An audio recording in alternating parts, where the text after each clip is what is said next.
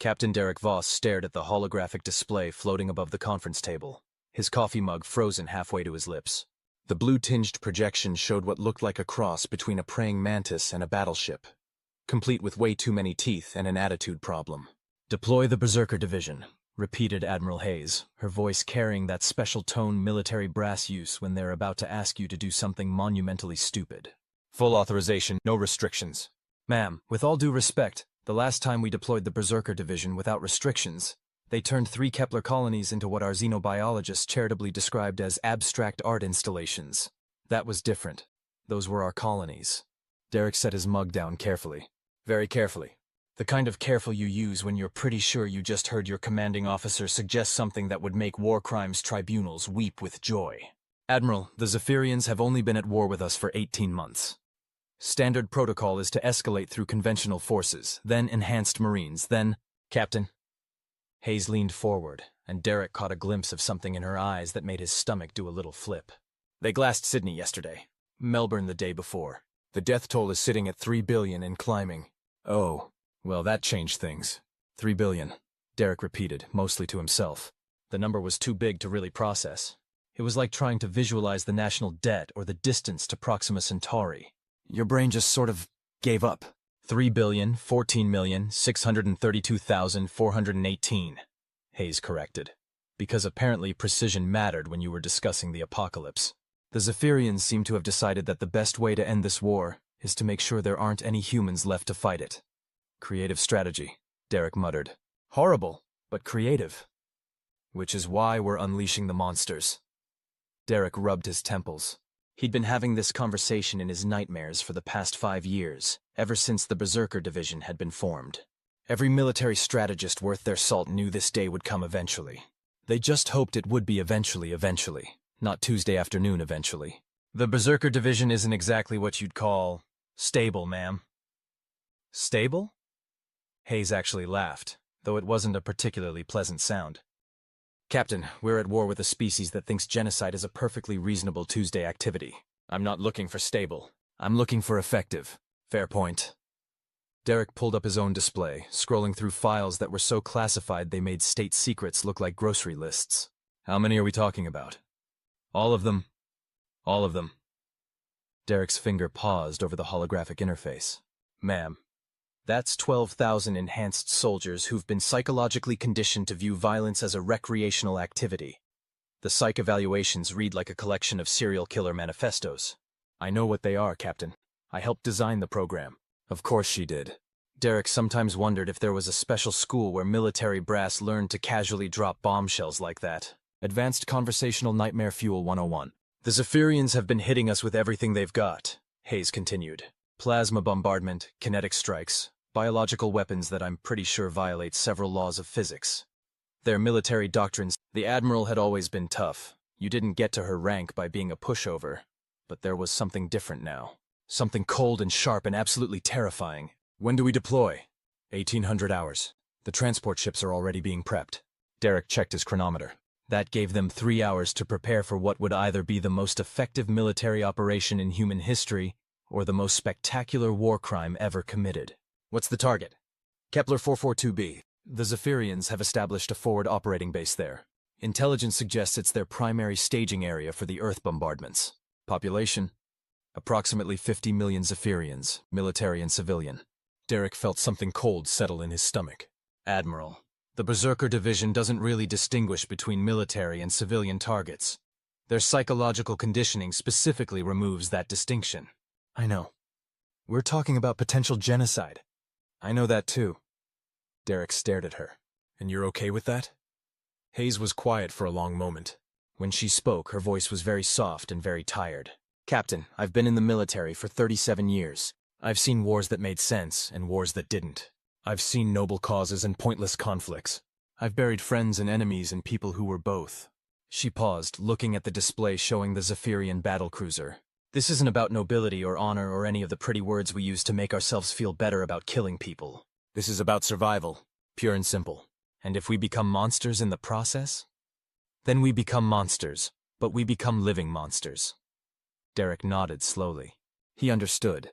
That didn't mean he liked it, but he understood. "I'll need to brief the Berserker Division commanders." Already done. They're enthusiastic. I bet they are. Derek stood up, straightening his uniform. Anything else? Yes. Once they're deployed, we lose all communication with them until the mission is complete. The Berserker Division operates under complete radio silence. No oversight, no coordination, no recall orders. How do we know when they're finished? Hayes smiled, and it was the most terrifying expression Derek had ever seen on a human face. We'll know. The transport ship Nemesis was exactly what you'd expect from a vessel designed to carry humanity's most dangerous soldiers to their next assignment. Stark, utilitarian, and vaguely threatening. The walls were lined with restraint systems that could handle anything from a berserker rage to a full psychotic break, and the air recycling system had been upgraded to filter out the kind of pheromones that 12,000 enhanced killers tended to produce. Lieutenant Colonel Ryan Blackwood stood in the main deployment bay, watching his soldiers go through their pre-mission routines. Calling them soldiers was being generous. They were more like barely contained natural disasters with military ranks. "How are they looking, Colonel?" Captain Torres asked, joining him at the observation window. "Like they're about to have the best day of their lives," Blackwood replied, watching Reaper methodically sharpen a combat knife that was already sharp enough to cut through molecular bonds. Which, considering their psychological profiles, is either very good news or very bad news. Definitely bad news for the Zephyrians. Definitely. Below them, the Berserker Division went through their preparations with the kind of focused intensity that would have been impressive if it weren't so deeply disturbing. These weren't normal soldiers getting ready for a normal mission. These were predators preparing for a hunt. "Colonel," Torres said quietly, "do you ever wonder if we're doing the right thing?" Blackwood considered the question. It was a fair one. The Berserker Division had been his project from the beginning, his attempt to create the perfect soldier. Somewhere along the way, perfect soldier had become perfect killer, and perfect killer had become barely human. "Captain, the Zephyrians turned 3 billion people into radioactive ash. They did it systematically, efficiently, and without any apparent remorse. They're not monsters because they're alien. They're monsters because they chose to be monsters. And us? We're monsters because we have to be." Torres nodded, though she didn't look entirely convinced. "The brass is really going to let them loose without any oversight? Complete operational autonomy, no rules of engagement, no mission parameters beyond eliminate the threat, no accountability. Jesus. Jesus has nothing to do with this operation, Captain." The ship's intercom crackled to life. "T-minus 30 minutes to drop zone. All personnel prepare for deployment." Below them, the Berserker Division began moving toward their drop pods with the kind of calm efficiency that suggested they'd been looking forward to this moment for a very long time. "Colonel," Torres said, "what happens after? Assuming they succeed, what happens to them?" Blackwood watched Wraith help Havoc with his equipment harness, their movements precise and almost ritualistic. "I honestly don't know. The plan sort of ends at deploy and hope for the best." "That's not much of a plan." "No, it's not, but it's the plan we have." The drop pods were arranged in neat rows, each one containing enough firepower to level a small city and one enhanced soldier who would probably enjoy the experience. The pods themselves were works of art in a deeply disturbing way. They were designed to survive atmospheric entry, kinetic impact, and the kind of opening sequence that would make action movie directors weep with envy. "Berserker Division, this is Colonel Blackwood." His voice echoed through the deployment bay. "In approximately 25 minutes, you will be deployed to Kepler 442b. Your mission is simple. Eliminate the Zephyrian threat. All of it."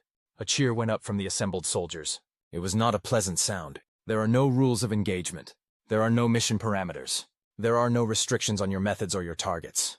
You are authorized to use any and all means necessary to complete your objective." The cheering got louder, and more unsettling. "The Zephyrians have declared total war on humanity. They have murdered 3 billion of our people. They have turned our home world into a graveyard." Blackwood paused, looking down at the faces of his soldiers. "Show them what happens when you declare war on monsters." The roar that followed was unlike anything Torres had ever heard. It was the sound of predators who had been caged for too long and were finally being set free. "T-minus 15 minutes to drop zone." The Berserker Division began climbing into their pods with the kind of eager anticipation that suggested they were heading to a theme park rather than a genocide. Torres watched them go, feeling a mixture of fascination and horror. "Colonel, can I ask you something?" "Shoot." "Do you think they'll be able to stop? Once they're finished with the Zephyrians, do you think they'll be able to turn it off?" Blackwood was quiet for a long moment. "Captain, I've spent 5 years working with these people. I've studied their psychological profiles, monitored their training, analyzed their behavior patterns, and I can tell you with absolute certainty that I have no idea. That's comforting. It's honest. The last of the soldiers sealed themselves into their pods. The deployment bay fell silent except for the hum of the ship's engines and the occasional mechanical sound from the pod systems. T-minus 5 minutes to drop zone. Torres looked at the display screens showing the approach to Kepler 442b. The planet was beautiful in the way that all inhabited worlds were beautiful. Blue oceans, white clouds, green continents. It looked peaceful. It looked like the kind of place where people might live normal, happy lives. It was about to become the kind of place where nightmares came to life. Colonel, what if we're wrong? What if there's another way to end this war? Blackwood looked at her with the kind of expression that suggested he'd been asking himself the same question for months. Captain, there's always another way. There's always a better solution, a more humane approach, a path that doesn't involve turning our own people into monsters. He paused, watching the planet grow larger on the display. But sometimes you don't have time to find that better solution. Sometimes you just have to make the best choice you can with the information you have and the time you've got. And this is the best choice? This is the only choice. Drop zone reached. Initiating deployment sequence. The floor of the deployment bay opened like a mouth, revealing the star-filled void of space and the planet below. One by one, the drop pods began to fall, carrying their cargo of enhanced soldiers toward the surface. Torres watched them go. 12,000 tiny points of light disappearing into the atmosphere of Kepler 442b. In a few hours, they would make landfall. In a few more hours, they would begin their work. God help us all, she whispered. God help the Zephyrians, Blackwood replied. They're going to need it more than we are. The first thing Reaper noticed about Kepler 442b was that it smelled like sulfur and ozone. The second thing he noticed was that someone was shooting at him. He rolled out of his landing crater just as a plasma bolt scorched the ground where he'd been lying, his enhanced reflexes kicking in before his conscious mind had even processed the threat. The combat stims flooding his system made everything sharp and bright and beautifully violent. Contact, he said into his comm unit, though he wasn't sure if anyone was listening. Hostiles at my position, engaging. The Zephyrians had good reflexes, he'd give them that. They'd responded to the drop pod impacts faster than he'd expected. Unfortunately for them, good reflexes weren't enough when you were dealing with someone who'd been psychologically conditioned to view combat as a recreational activity. Reaper drew his sidearm and put 3 rounds center mass into the nearest Zephyrian. The alien, and honestly, calling them aliens was being polite, considering what they'd done to Earth, dropped without a sound. Huh, Reaper said, examining the body. Thought you'd be tougher. The Zephyrians were bipedal, roughly humanoid, with chitinous exoskeletons and what looked like organic weapon systems integrated into their arms. They were also apparently quite capable of dying when shot. Reaper's tactical display showed multiple contacts approaching his position. He grinned, feeling the familiar rush of anticipation that came with a target-rich environment. This is going to be fun. He moved through the Zephyrian patrol like a force of nature, his enhanced speed and reflexes turning what should have been a firefight into something more resembling a dance. A very violent, very one-sided dance. The first Zephyrian never saw him coming. Reaper put his combat knife between 2 sections of chitinous armor, feeling the satisfying resistance as the blade found something vital. The second one managed to get a shot off, but Reaper was already moving, his enhanced reflexes allowing him to literally dodge the plasma bolt as it passed through the space where he'd been standing. The third one actually put up a fight, raising some kind of energy weapon that looked like it could put a hole through a battle tank. Reaper took it away from him and beat him to death with it. Patrol eliminated, he reported, though he was pretty sure no one was listening. Moving to secondary objective. His secondary objective, according to the mission briefing, was to eliminate the Zephyrian threat. It was wonderfully vague, the kind of mission parameter that gave him plenty of room to be creative. Reaper checked his tactical display. The drop pods had landed in a rough circle around the main Zephyrian settlement, which meant his fellow Berserkers were probably having similar encounters with the local wildlife. The thought made him smile. He moved through the alien landscape with the kind of casual confidence that came from being very good at killing things. The Zephyrians had built their settlement in a valley between 2 mountain ranges, which was tactically sound but strategically questionable. It gave them good defensive positions but limited their escape routes. Not that escape was really an option at this point. Reaper's comm unit crackled to life. This is Wraith. I've got eyes on the main settlement. Recommend coordinated assault. This is Havoc. I've got a better idea. Let's see who can kill the most Zephyrians before sundown. You're on, Reaper said, grinning. Competition always made things more interesting.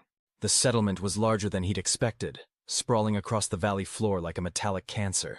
The architecture was organic and geometric at the same time, as if the Zephyrians had decided that the best way to build a city was to make it look like a weapon. Which, given their recent behavior, was probably accurate. Reaper counted at least a dozen defensive positions, multiple patrol routes, and what looked like a central command structure that practically begged to be blown up. The Zephyrians had clearly been expecting some kind of retaliation, but they'd been expecting conventional warfare. They were about to get unconventional warfare. Very unconventional. Berserker Division, this is Reaper. I'm beginning my approach to the settlement. Try to keep up. He moved down the mountainside like a predator stalking prey, his enhanced senses cataloging every detail of the alien settlement. Guard positions, patrol patterns, structural weak points, anything that might be useful when the killing started. And it was going to start soon. Reaper reached the perimeter of the settlement just as the sun began to set. The Zephyrians had apparently decided that multiple light sources were unnecessary, because the place was lit up like a Christmas tree.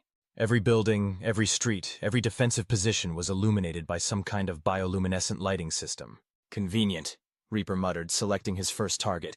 The guard post was occupied by 3 Zephyrians, their chitinous armor gleaming in the artificial light.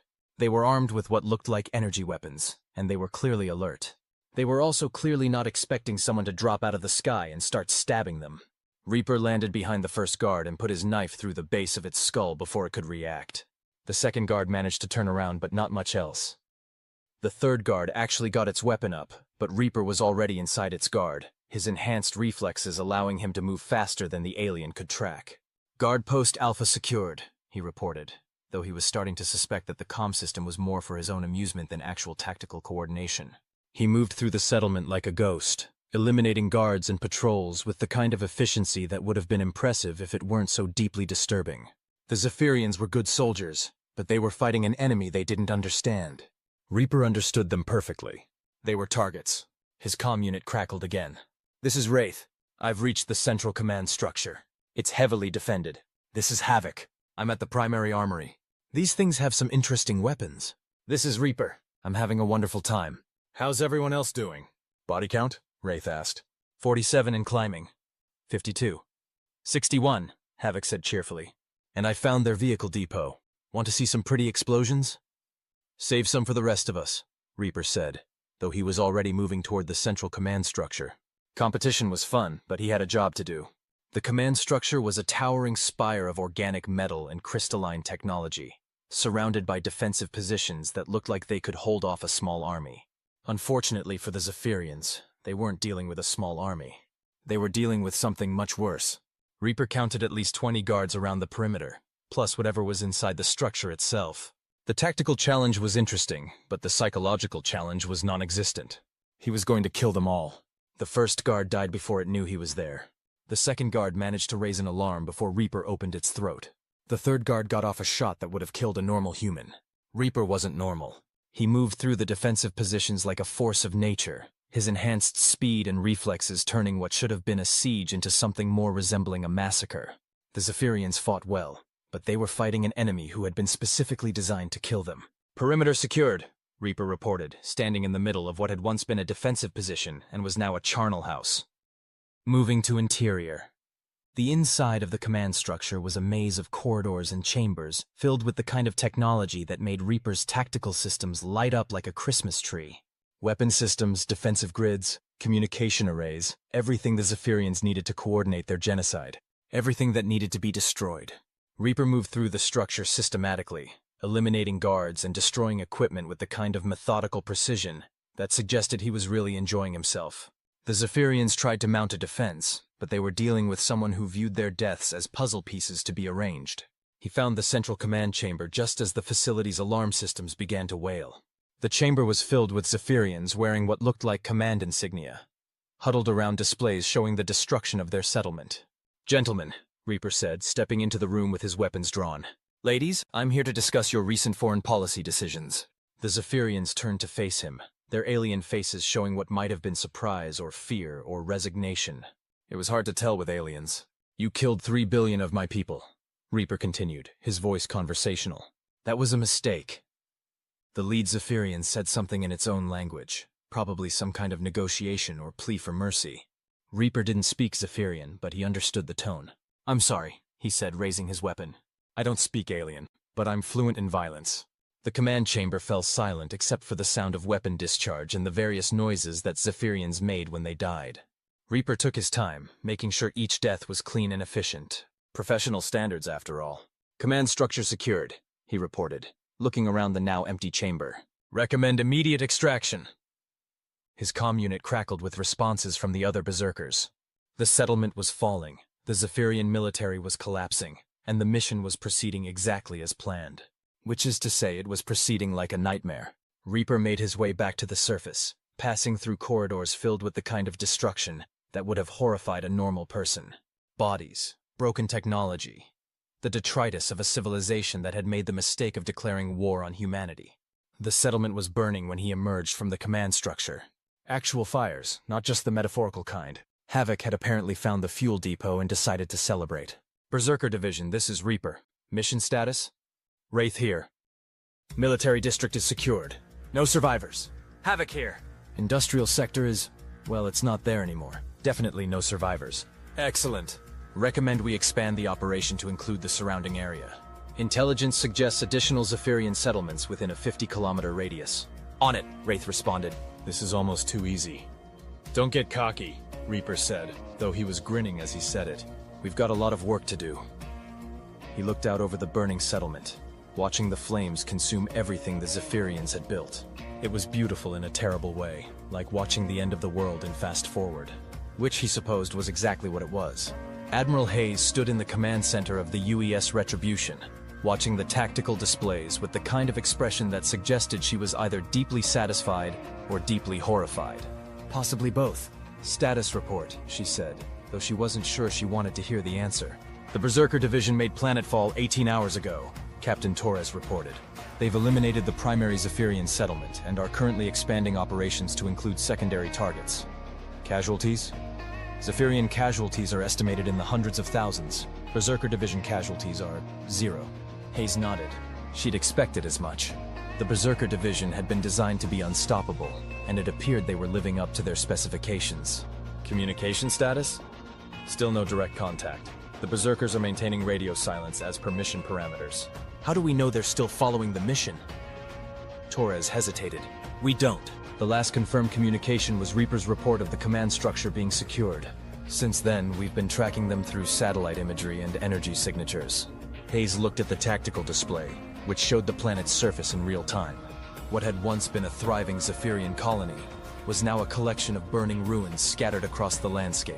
The Berserker Division's progress could be tracked by following the trail of destruction. What's the estimated timeline for mission completion? Unknown. The Berserkers appear to be thorough. Thorough. Yes, ma'am. They're not just eliminating military targets. They're eliminating everything. Hayes felt something cold settle in her stomach. Everything? Civilian settlements, industrial facilities, agricultural areas, transportation networks. They appear to be conducting a systematic elimination of the Zephyrian presence on the planet. That's... Hayes paused, looking for the right word.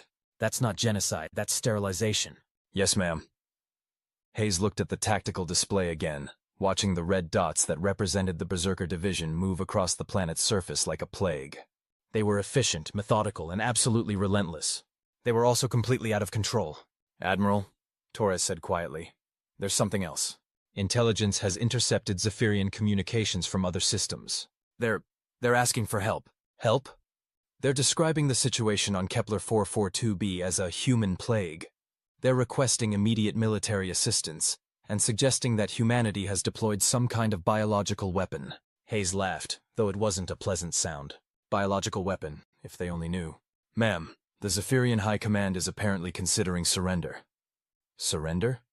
They're transmitting on all frequencies, requesting negotiation.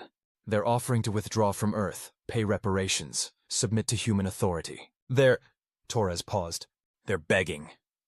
Hayes stared at the tactical display. The Berserker Division was now spread across 3 continents, systematically eliminating everything that moved. They were winning the war, but they were doing it in a way that would haunt humanity for generations. Admiral, do we have any way to recall them? No. Complete radio silence was part of the mission parameters. They won't respond to any communication until they've completed their objective. And their objective is? Eliminate the Zephyrian threat. Torres was quiet for a moment. Ma'am, at what point do we consider the threat eliminated? Hayes looked at the display, watching the red dots continue their relentless advance across the planet's surface. The Berserker Division had been designed to be the perfect weapon, but no one had thought to install an off switch. I don't know, she said finally. I honestly don't know. The command center fell silent except for the hum of the ship's systems and the occasional beep from the tactical displays.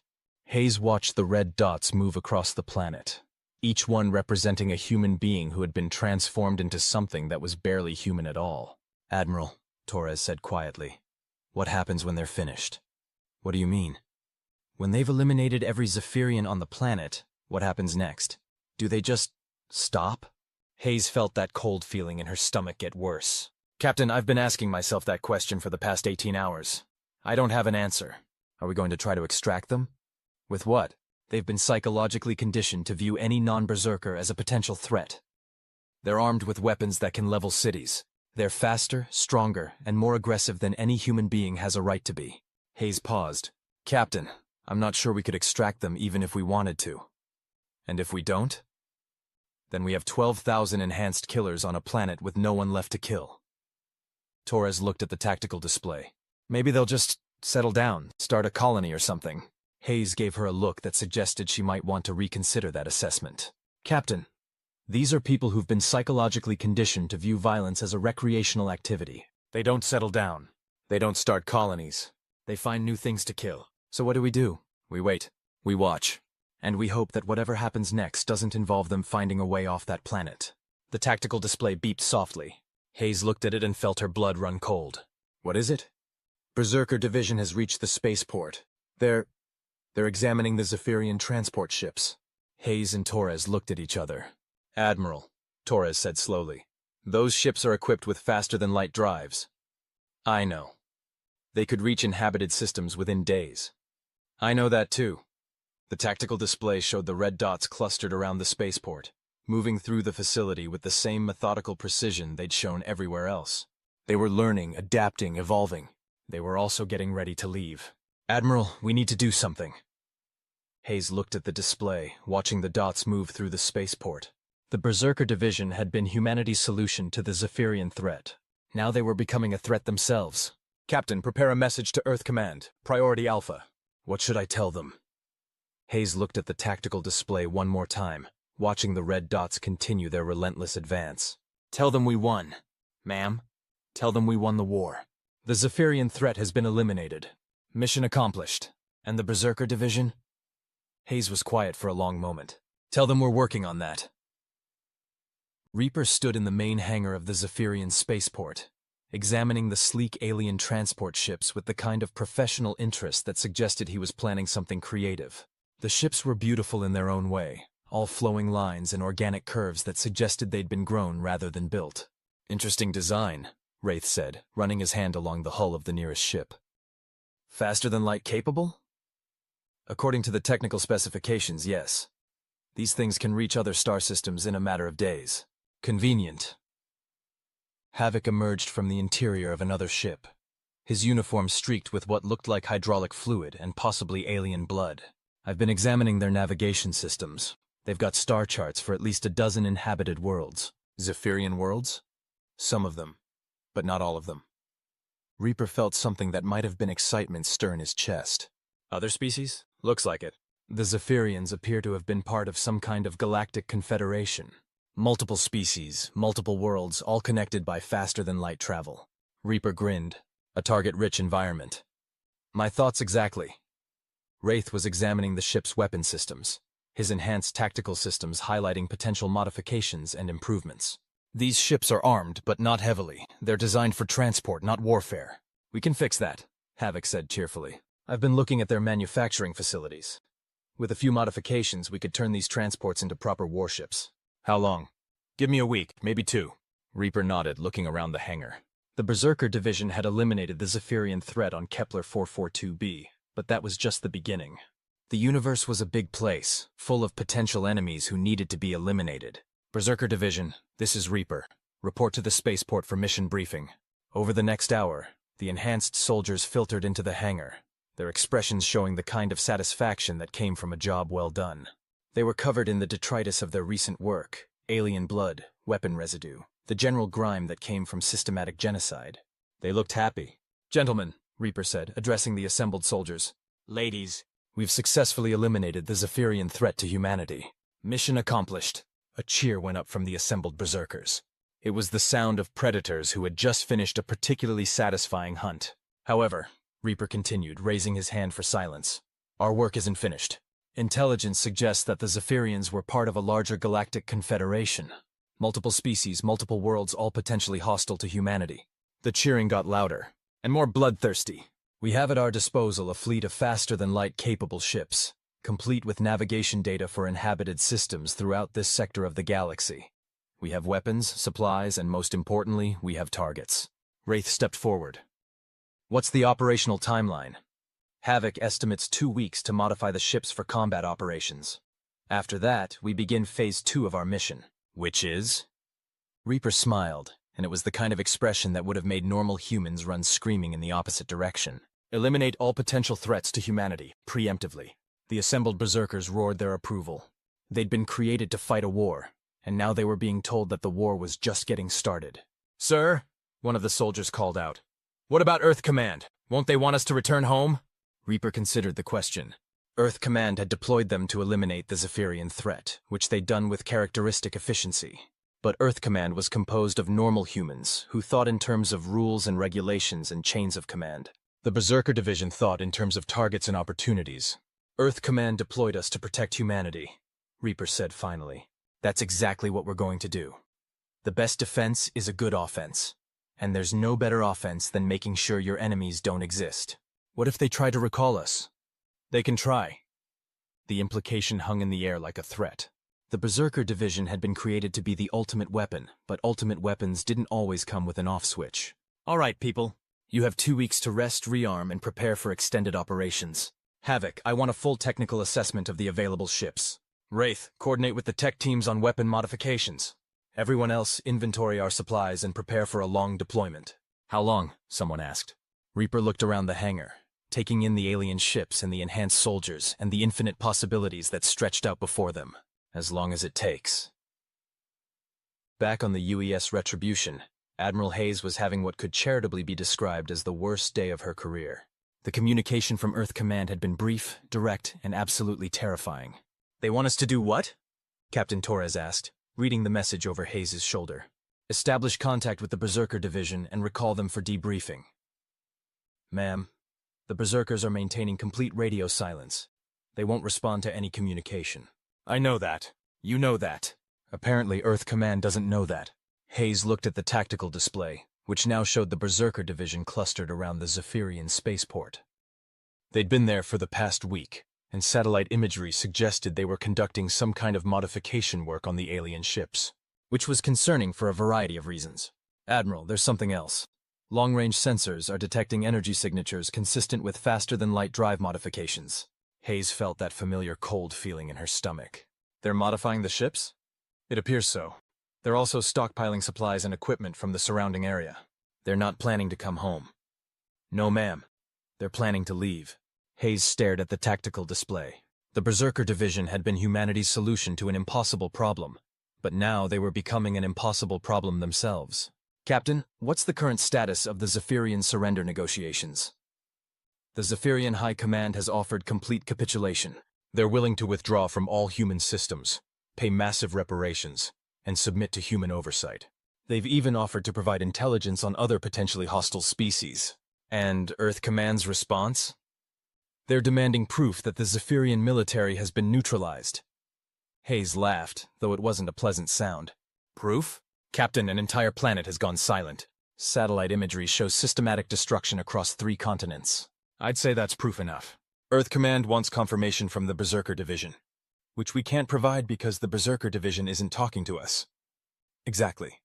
Hayes rubbed her temples. The situation was rapidly moving beyond her ability to control, and she was starting to suspect that it had never been under control in the first place.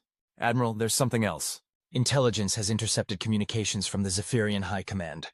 They're describing the Berserker Division as a new species." "A new species?" "They don't think the Berserkers are human anymore.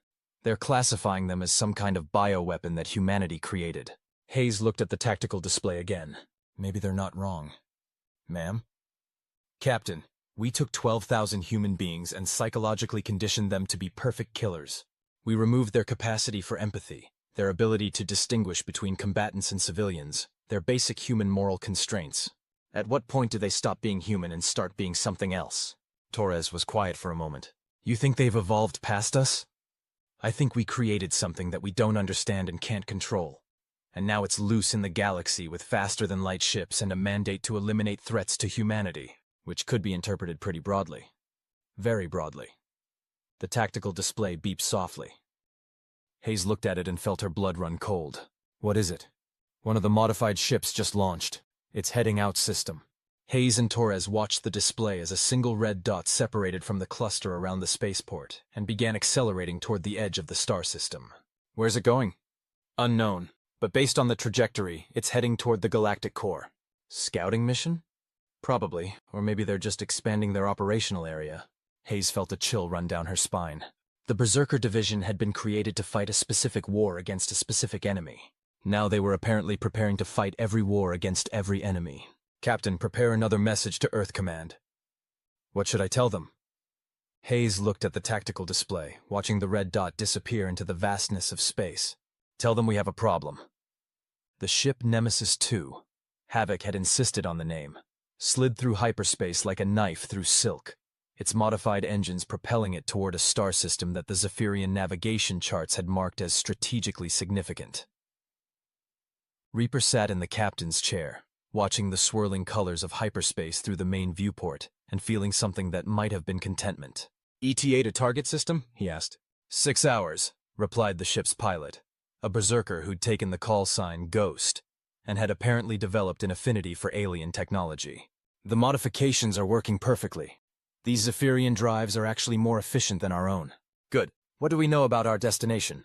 Wraith consulted the tactical display. System designation X7741. Primary star, 7 planets, at least 2 of which show signs of industrial civilization. Population estimates range from 500 million to 2 billion. Species? Unknown. The Zephyrian charts classify them as hegemony affiliates, whatever that means. Reaper nodded. The Zephyrians had been part of some kind of galactic confederation, which meant there were potentially dozens of species that might view humanity as a threat. Better to eliminate them before they had a chance to act. Rules of engagement? Same as always. If it's not human, it's a potential threat.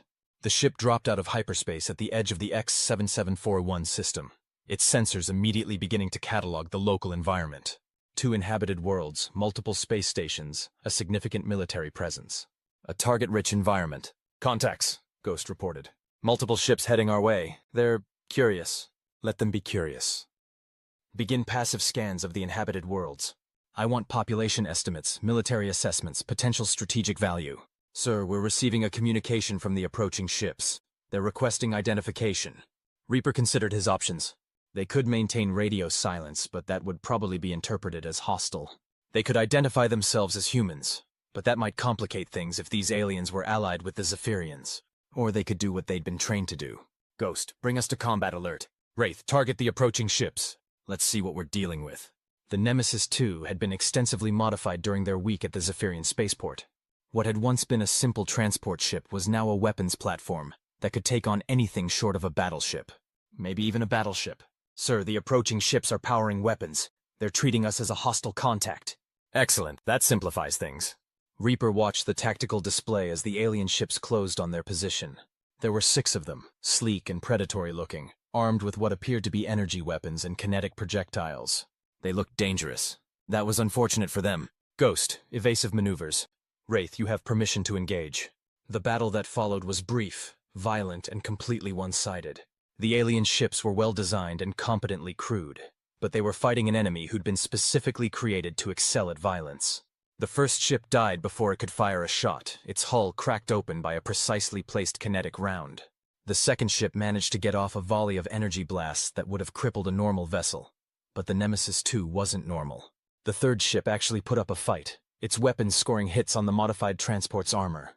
Unfortunately for its crew, the ship's modifications included defensive systems that had been designed by people who understood that the best defense was overwhelming offense. Contacts eliminated, Wraith reported, his voice carrying the kind of satisfaction that suggested he'd enjoyed the experience. Debris field is expanding, no survivors. Excellent. Ghost, take us to the nearest inhabited world. Time for a closer look.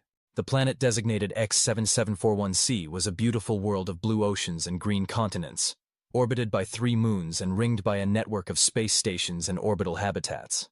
The population appeared to be concentrated in large urban centers connected by what looked like a sophisticated transportation network. It looked peaceful. It looked prosperous. It looked like the kind of place where people might live normal, happy lives. It was about to become another footnote in the Berserker Division's operational history. Population estimate? Approximately 800 million. The species appears to be mammalian, bipedal, roughly humanoid. Technology level is comparable to pre-war Earth. Military capabilities? Limited. A few orbital defense platforms, some surface-based installations, but nothing that would pose a significant threat to a properly equipped force. Reaper nodded. Ghost, signal the rest of the division. Tell them we found our next target. Sir, are we declaring war on an entire planet based on a 6-hour reconnaissance mission? Reaper looked at the tactical display, showing the peaceful world below them with its billions of innocent inhabitants who had the misfortune of existing in a universe where the Berserker Division had decided they might be a threat. We're not declaring war, Ghost. We're preventing one. The communication went out on a specially encrypted channel, bouncing through hyperspace to reach the rest of the Berserker Division back at the Zephyrian spaceport. The message was brief and to the point. Target acquired. Coordinates attached. Prepare for Phase 2. Sir, Wraith said quietly. Do you think they'll surrender if we give them the chance? Reaper considered the question. The Zephyrians had tried to surrender once they'd realized what they were facing, but by then it had been too late. The Berserker Division didn't accept surrenders. They eliminated threats. Wraith, these people are part of the same galactic confederation that included the Zephyrians. That makes them complicit in genocide. That makes them enemies of humanity. Even the civilians? Especially the civilians. Civilian populations are the foundation of military capability. Eliminate the civilians and you eliminate the long-term threat. Wraith nodded, though he didn't look entirely convinced. And after this world? Reaper looked at the tactical display, which showed dozens of other star systems marked in the Zephyrian navigation charts. Dozens of worlds, hundreds of potential threats, billions of beings who might someday decide that humanity needed to be eliminated. After this world, we find the next one. And after that, we keep going until there's nothing left that can threaten humanity. The Nemesis 2 continued its orbit of X7741c, its sensors cataloging potential targets and strategic objectives. Below them, 800 million beings went about their daily lives, unaware that their civilization had just been marked for extinction. In 12 hours, the rest of the Berserker Division would arrive. In 24 hours, the real work would begin. And somewhere in the back of Reaper's enhanced mind, a small voice wondered if this was what victory was supposed to feel like. He ignored it. Victory was the elimination of threats to humanity, and there were a lot of threats that needed eliminating. Admiral Hayes stood in the command center of the UES Retribution, staring at a holographic display that showed what remained of human civilization. Earth was still burning in some places. 3 billion people were dead, and humanity's ultimate weapon had gone rogue and was apparently conducting its own private war against the galaxy. All things considered, it wasn't her best day. Status report, she said, though she was beginning to suspect that she didn't want to hear the answer. The Berserker Division has departed Kepler 442b, Captain Torres reported. Long-range sensors tracked 11 modified ships leaving the system approximately 18 hours ago. Destination? Unknown. They've gone to hyperspace, and we can't track them once they've made the jump. Hayes nodded. She'd expected as much. The Berserker Division had been designed to operate independently, which was proving to be both their greatest strength and their greatest weakness. What about the Zephyrian surrender? Earth Command has accepted it. The Zephyrians are withdrawing from all human systems and have agreed to pay reparations. They've also provided intelligence on the Galactic Confederation they were part of. Intelligence? The Zephyrians were apparently junior members of something called the Galactic Hegemony. Multiple species, dozens of worlds, all connected by trade and mutual defense agreements. Hayes felt that familiar cold feeling in her stomach. Mutual defense agreements? If one member species is attacked, the others are obligated to provide military assistance. And we just committed genocide against one of the member species. Yes, ma'am. Hayes looked at the tactical display, which showed the current positions of human and allied forces throughout the sector. It wasn't an encouraging sight. Humanity had won the war against the Zephyrians. but they'd done it by unleashing something that was rapidly becoming a bigger threat than the original enemy. Captain, what's Earth Command's assessment of the situation? They're concerned. The Berserker Division was supposed to be a temporary solution to a specific problem. Now it appears to be a permanent problem without a specific solution. Have they considered trying to recall them? Torres gave her a look that suggested she might want to reconsider that question. Ma'am, the Berserker Division consists of 12,000 enhanced soldiers who've been psychologically conditioned to view violence as recreation. They're armed with weapons that can level cities, they have faster-than-light ships, and they've just spent 2 weeks systematically exterminating an entire planetary population. Point taken. Earth Command is currently debating whether to classify them as rogue military units or as a new form of life. Hayes laughed, though it wasn't a particularly pleasant sound. New form of life? The psychological conditioning was extensive. There's some question about whether they're still technically human. Hayes looked at the tactical display again, imagining 12,000 enhanced killers loose in the galaxy with no oversight and no limitations. It was the kind of scenario that strategic planners used as worst-case examples. What about the other members of the galactic hegemony? Have they been notified about the Zephyrian situation? That's complicated. The Zephyrians were apparently trying to keep the extent of their losses secret. They were hoping to negotiate a settlement before the other hegemony members found out what happened. Too late for that now. Yes, ma'am. Long-range communications have detected increased military activity in several nearby systems. The hegemony appears to be mobilizing. Hayes felt the cold feeling in her stomach get worse. Against us? Against whoever exterminated the Zephyrians. They don't know it was us yet, but they're investigating. And when they find out? Given that the Zephyrians were apparently considered a minor member species, and we eliminated their entire civilization in less than a week, they're probably going to be very interested in meeting us. Hayes nodded. The situation was rapidly spiraling beyond anyone's ability to control. Humanity had solved one problem by creating a dozen new ones, and now they were facing the possibility of a war against an entire galactic confederation. Captain, there's something I need to tell you. Something that wasn't in the official briefing. Torres looked at her with the kind of expression that suggested she was bracing for more bad news. The Berserker Division wasn't just a military project. It was an experiment. What kind of experiment? We were trying to create the perfect soldier. Someone who could fight any enemy under any conditions without being limited by normal human psychological constraints. And? We succeeded. Too well. Hayes pulled up a classified file on her personal display, one that had been sealed since the project's inception. The psychological conditioning wasn't just about removing empathy and moral constraints. It was about creating a new kind of human being. Someone who could survive in a hostile galaxy without being handicapped by the things that make us human. You created a new species. We tried to. The question is whether we succeeded or just created very dangerous psychopaths. Torres looked at the tactical display, which showed the empty space where the Berserker Division had disappeared into hyperspace. I guess we're about to find out. Hayes nodded. Captain, prepare a message to Earth Command. Priority Alpha, eyes-only classification. What should I tell them? Hayes looked at the display one more time, thinking about 12,000 enhanced killers loose in the galaxy with faster-than-light ships and a mandate to eliminate threats to humanity. Tell them we may have just started the next stage of human evolution, and it's probably going to be ugly.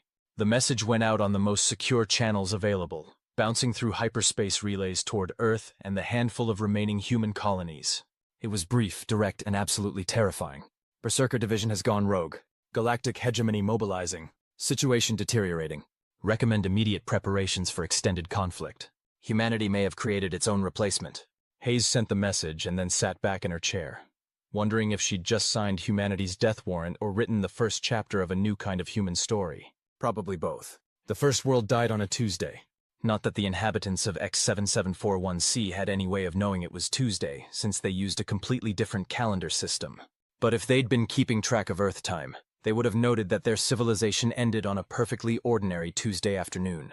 The Berserker Division arrived in system, just as the local star was setting over the planet's largest continent. 11 modified ships carrying approximately 1,000 enhanced soldiers and enough firepower to sterilize a small moon. All units, this is Reaper. Begin deployment sequence. The ships moved into position around the planet with the kind of precision that suggested they'd done this before, which technically they had. The tactics were the same ones they'd used on Kepler 442b. Orbital bombardment followed by ground insertion, systematic elimination of all resistance, and complete sterilization of the target area. The only difference was scale. Wraith, begin bombardment of military targets. Havoc, take your team and secure the orbital installations.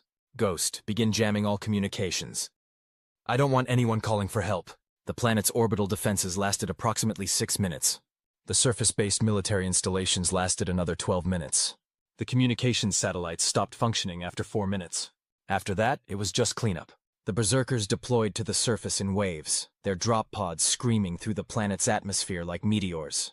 The inhabitants, who looked like a cross between humans and large cats, which was mildly interesting from an anthropological perspective, tried to mount a defense. They might as well have tried to stop a hurricane with harsh language. The first city fell in 3 hours. The second city fell in 2 hours.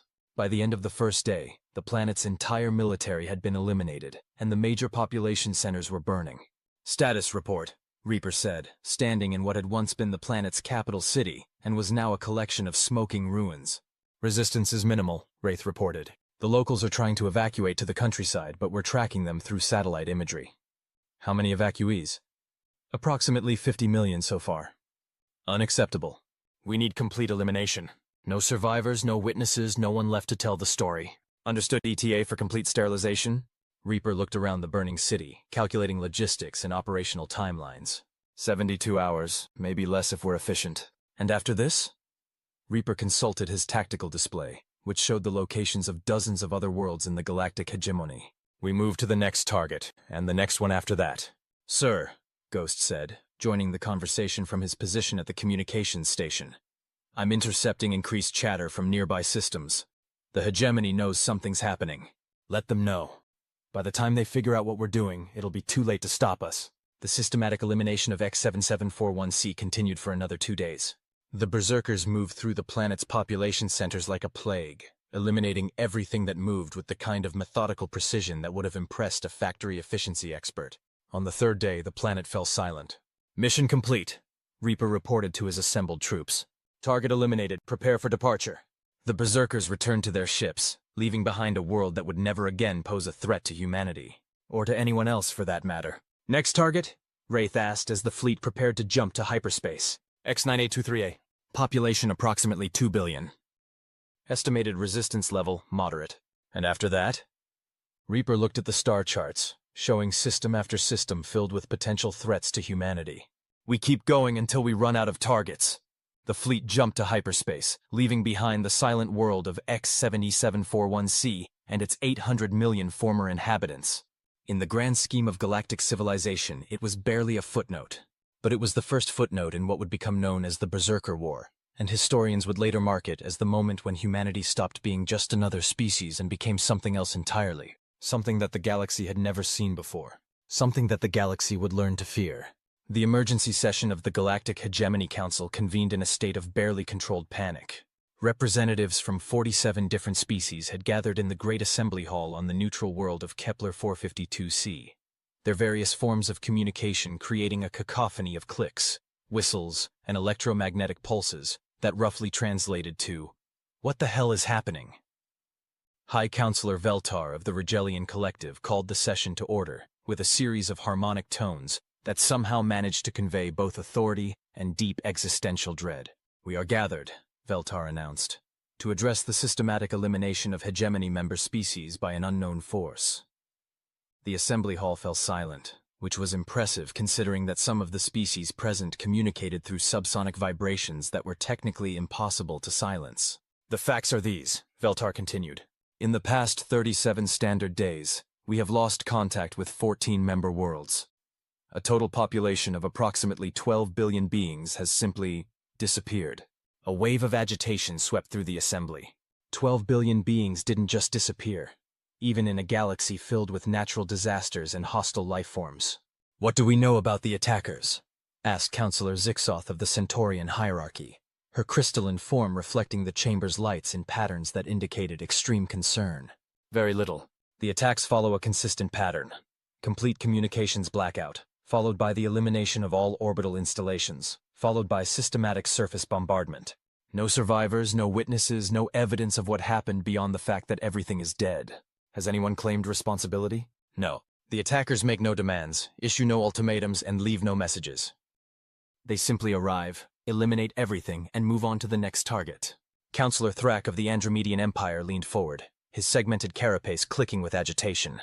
This sounds like the work of the Devourers. A collective shudder ran through the assembly.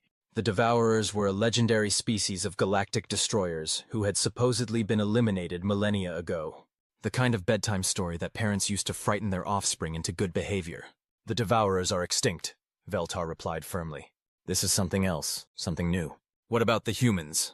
Asked Counselor Zelnara of the Vegan Coalition. The Zephyrians were at war with them before they went silent. The humans are a primitive species confined to a single star system. They lack the technology for this kind of operation. Do they? The Zephyrians were conducting what they called a pacification campaign against human worlds. 3 billion human casualties in the span of a few months. Then suddenly, complete radio silence from all Zephyrian colonies. Veltar considered this. You think the humans are responsible? I think we shouldn't underestimate a species that's managed to survive a systematic extermination campaign. The debate that followed lasted for hours, covering everything from ancient galactic threats to the possibility that the attacks were being conducted by rogue artificial intelligences. No one suggested the truth, that the galaxy was facing a new kind of threat, one that had been created by the very species they'd dismissed as primitive. What are our options? Veltar finally asked. We could attempt to negotiate, suggested Counselor Kildar of the Syrian Republic. With who? We don't even know who's attacking us. We could mobilize the Hegemony Defense Fleet. Against an enemy we can't identify, using tactics we don't understand, with technology we can't detect until it's too late. The assembly fell silent again. The galactic hegemony had faced threats before. Rogue species, natural disasters, even the occasional attempt at galactic conquest. But those had been conventional threats with conventional solutions. This was something else entirely. There is another option, Counselor Zelnara said quietly. Which is? We find the humans and ask them what they know. Veltar considered this. And if they're responsible? Then we're already at war. We just don't know it yet. The vote was unanimous. Contact the humans. Find out what they knew about the attacks. And prepare for the possibility that humanity had just declared war on the entire galaxy. The message went out that same day, transmitted on all known human communication frequencies, to the leadership of the human species. The galactic hegemony requests immediate communication regarding recent attacks on member worlds. We believe you may have information relevant to these incidents. Failure to respond within 10 standard days will be interpreted as an act of hostility. It was, arguably, the most polite declaration of impending war in galactic history. And deep in space, aboard 11 modified ships carrying the most dangerous humans who had ever lived, nobody was listening. They were too busy planning their next target. Epilogue. Admiral Hayes stood on the observation deck of Earth's newest space station, looking out at the stars and wondering what humanity had become.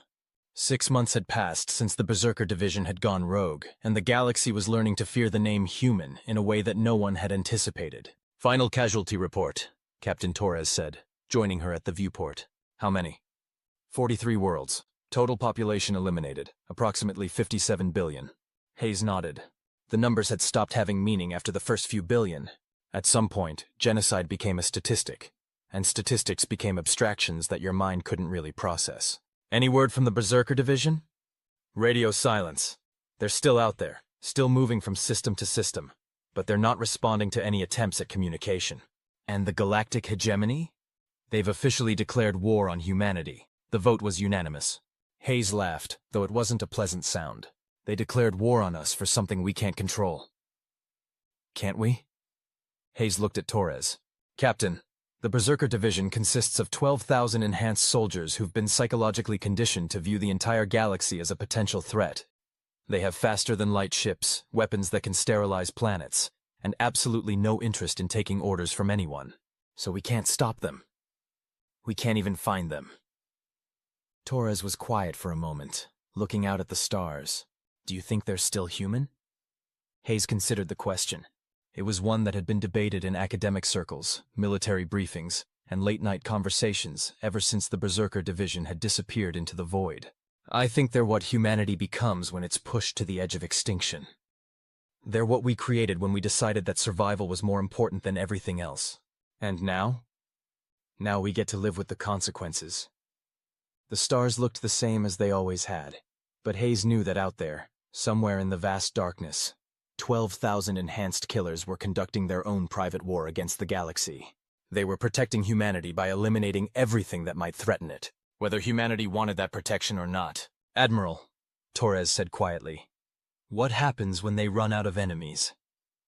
Hayes looked at the tactical display showing Earth's defensive positions, its rebuilt cities, its slowly recovering population. Humanity had survived the Zephyrian genocide, but they'd done it by creating something that might be more dangerous than the original threat. I don't know, she said finally. I honestly don't know. Somewhere in the darkness between the stars, the Berserker Division continued their work. They were humanity's children, its protectors, its monsters. They were the answer to the question of what happens when a species decides that it will do anything, absolutely anything, to survive. And the galaxy was learning that anything was a very, very dangerous word. The war between humanity and the galactic hegemony would continue for another 3 years, involving battles that would reshape the fundamental nature of galactic civilization. But that's a story for another time. This is the story of how humanity unleashed its monsters, and discovered that sometimes the monsters win,